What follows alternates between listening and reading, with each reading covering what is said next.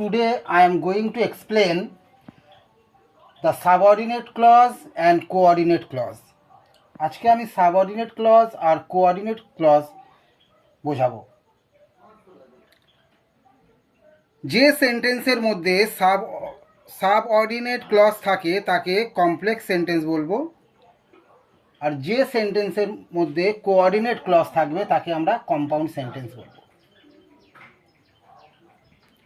সাবঅর্ডিনেটের linker মানেই complex সেন্টেন্সের linker, আর coordinate ক্লজের linker মানেই হচ্ছে কম্পাউন্ড সেন্টেন্সের লিঙ্কার। তাহলে এখানে দেখো এবার আমরা দেখব কমপ্লেক্স সেন্টেন্সের লিঙ্কার আর কম্পাউন্ড সেন্টেন্সের লিঙ্কার কী কী আছে।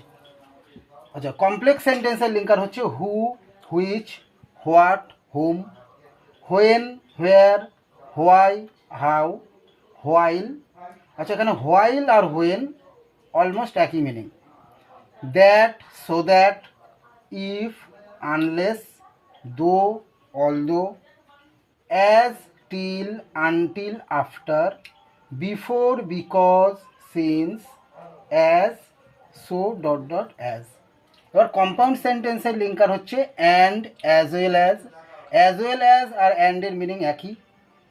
Both, dot dot and, but, yet, still, or, else, otherwise, so, therefore, for, not only dot dot but also, either dot dot or, neither dot dot nor, however, nevertheless. Thank you.